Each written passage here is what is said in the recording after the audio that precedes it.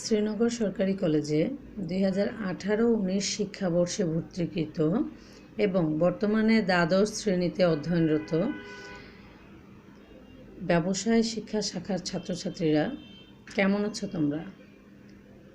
আমি রেশমা আক্তার, প্রভাষক হিসাব বিজ্ঞান, শ্রীনগর সরকারি কলেজ, মুন্সিগঞ্জ।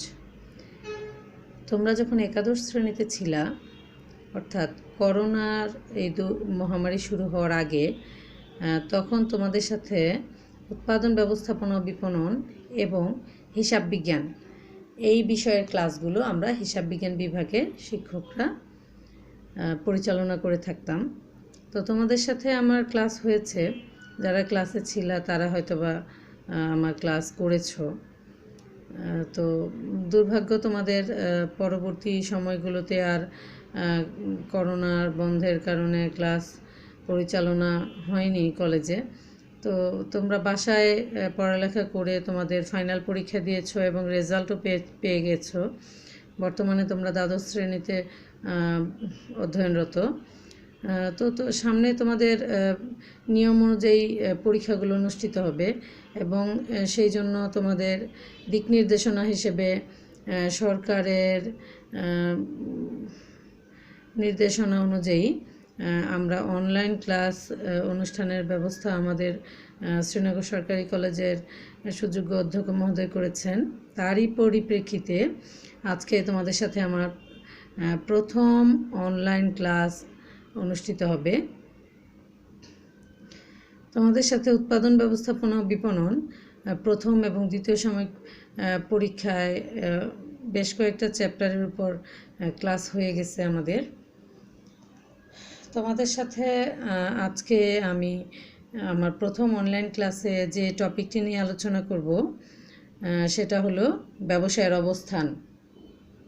আমরা তোমাদের নির্ধারিত যে গাইডলাইন সেই বইটার নবম অধ্যায় অর্থাৎ ব্যবসায়ের অবস্থান এই চ্যাপ্টারের 3টা টপিক নিয়ে আজকে আমরা আলোচনা করব।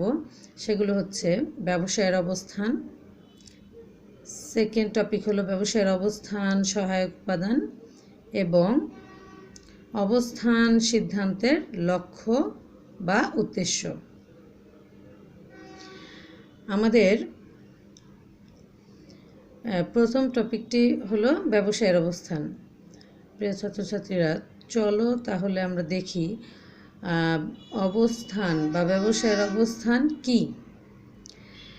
আমরা যদি তোমরা যারা ছাত্র আছো তাদের কথাই বলি, তোমরা যখন এসএসসি পরীক্ষা দিয়ে পাশ করলা এবং কলেজে ভর্তি হওয়ার জন্য কলেজ নির্ধারণ করছিলা, তখন অবশ্যই তোমরা দেখছিলা যে কোন কলেজটা তোমার বাসা থেকে কাছে হয়। প্রথমত তোমরা ভাবো যে কোন কলেজটি ভালো হওয়ার পরেই ভাবো কোনটা তোমার বাসা থেকে কাছে। অনেক সময় অনেকে দেখা যায় যে ভালোর ক্যাটাগরিতে দ্বিতীয় হলেও তোমার বাসার কাছে বলেই তুমি সেই কলেজটিতে ভর্তি হও। অর্থাৎ এই ক্ষেত্রেও তোমরা অবস্থানটাকে গুরুত্ব দাও যে তোমার বাসা থেকে সেই কলেজের দূরত্ব কতটুকু বা তার অবস্থানটা যেই জায়গায় সেখানে যাতায়াত ব্যবস্থা কেমন, তুমি সহজে সেখানে যেতে পারবা কিনা। তো আমরা আসি আমাদের মূল আলোচনায়। ব্যবসায়ের অবস্থান অর্থাৎ একটি ব্যবসায় প্রতিষ্ঠান কোথায় স্থাপিত হবে সেই বিষয়টা অনেকগুলো বিষয়ের উপর নির্ভর করে। যেমন তোমাদের কলেজে ভর্তিটা অনেক বিষয়ের উপর অনেক বিষয় বিবেচনা করে পরেই তোমরা ভর্তি হও, তার মধ্যে অবস্থান একটি। তাহলে দেখা যাচ্ছে যে ব্যবসায়ের অবস্থান এমন হতে হবে যেগুলো কিছু বিষয়ের উপর নির্ভরশীল। যে স্থানে কাঁচামালকে বিভিন্ন প্রক্রিয়ার মাধ্যমে প্রক্রিয়াজাত করে পরিণত পণ্যে প্রস্তুত করা হয় সেই স্থানকেই আমরা বলবো ব্যবসায়ের অবস্থান। মানে একটা জায়গা, যে জায়গাটাতে আমরা পণ্য উৎপাদন করি।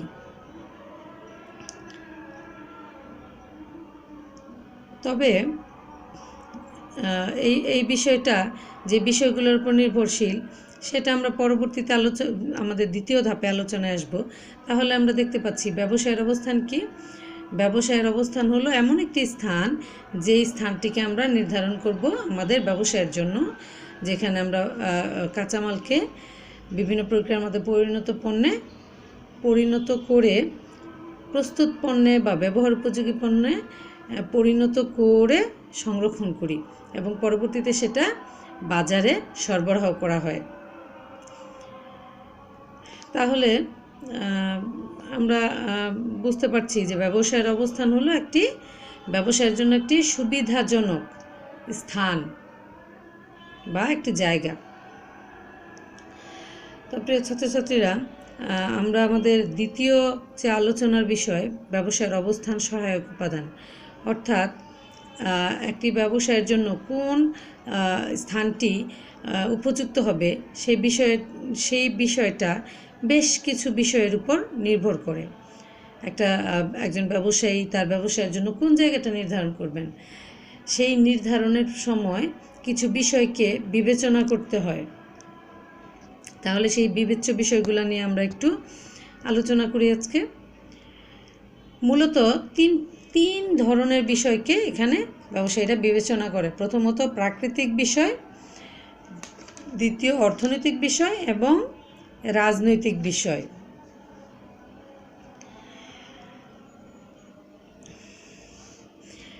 প্রথমেই আমরা তাহলে দেখি অর্থনৈতিক কারণগুলো কি। আমাদের ব্যবসায়ের যে অবস্থান আমরা নির্ধারণ করব, তার পিছনে কি কি বিষয় সাহায্য করে। প্রথমে আমরা প্রাকৃতিক কারণের মধ্যে চলে যাচ্ছি। অনুকূল জলবায়ু, অর্থাৎ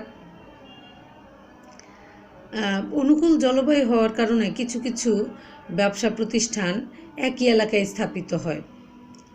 যেমন পাহাড়ি এলাকায় আমরা এখানে কৃষি পণ্যের ক্ষেত্রেও দেখতে কিছু বিষয় দেখব এবং শিল্প পণ্যের ক্ষেত্রেও। যেমন পাহাড়ি এলাকায় ঢালু জমিতে চায়ের উৎপাদন ভালো হয়। এই জন্য যে সমস্ত ব্যবসায়ীরা চা বাগান তৈরি করতে চায়, তারা মূলত সিলেটের সেই পাহাড়ি এলাকাগুলোকেই নির্বাচন করে। আমাদের পরবর্তী বিবেচ্য বিষয়টি হলো প্রয়োজনীয় ভূমি। একটি ব্যবসা প্রতিষ্ঠান স্থাপনের জন্য পর্যাপ্ত জায়গা প্রয়োজন। কাজেই যে এলাকাগুলোতে সস্তায় জায়গা পাওয়া যায়, আমরা যদি ধরি কোনো একটি প্রতিষ্ঠান প্রথম যে ব্যক্তিটি স্থাপন করবে ওই এলাকায়, সেই ব্যক্তি দেখবে ওই এলাকায় জায়গাগুলো সস্তা না দামি। কাজেই কারণ আমি বর্তমানে হয়তো বা 2 বিঘার উপরে একটা কারখানা স্থাপন করব। ভবিষ্যতে যখন আমার উৎপাদন বাড়বে, মুনাফা বাড়বে, তখন তো আমার ব্যবসাটাকে আরও বড় করতে হবে। বড় করতে হলে জায়গার প্রয়োজন হবে। আমি বিল্ডিংয়ের 1 তলা 2 তলা করে আর কত উপরে উঠাবো। সাধারণত এই শিল্প কারখানাগুলো 2 তলা 3 তলা বা 10 তলা 20 তলা হয় না। আবাসিক বিল্ডিংগুলো এত উপরের দিকে 10 তলা 20 তলা হয়। কাজে আমাকে যখন কোনো ব্যবসায়ী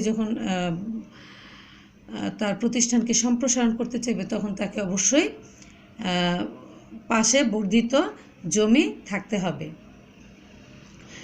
পরবর্তী বিবেচ্য বিষয় হলো বিদ্যুৎ শক্তির প্রাপ্যতা। বিদ্যুৎ ছাড়া কোনো কিছুই চলে না। কাজেই যে সমস্ত এলাকায় বিদ্যুৎ ব্যবস্থা ভালো, সেই এলাকাকেই ব্যবসায়ের অবস্থান নির্বাচনের ক্ষেত্রে বিবেচনা করতে হবে। আমাদের পরবর্তী আলোচনা হলো যাতায়াত ব্যবস্থা।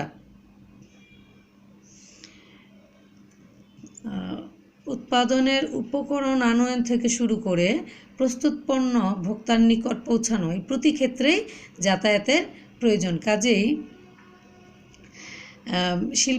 বিভিন্ন ধরনের শিল্পের ক্ষেত্রে জলপথ, রেলপথ বা সড়কপথ, যেটার ক্ষেত্রে যেটা প্রযোজ্য, এই পথগুলোতে যাতায়াত ব্যবস্থা কেমন সেটা বিবেচনা করে তবেই ব্যবসায়ের অবস্থান নির্ধারণ করতে হবে।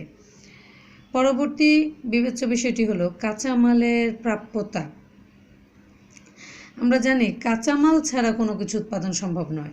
কাজেই যেই জায়গাগুলোতে শিল্প প্রতিষ্ঠান স্থাপন করা হবে, তার আশেপাশে অবশ্যই এই কাঁচামাল পাওয়া যায় বা কাঁচামাল আনার ক্ষেত্রে যাতায়াত ব্যবস্থাটা ভালো, খুব দ্রুত এবং সহজলভ্য হবে কাঁচামাল আনয়নটা, সেই এলাকাকেই বা স্থানকেই ব্যবসায়ের অবস্থান হিসেবে নির্বাচন করতে হবে। আমাদের পরবর্তী ধাপটি হলো শ্রমিকের সহজলভ্যতা।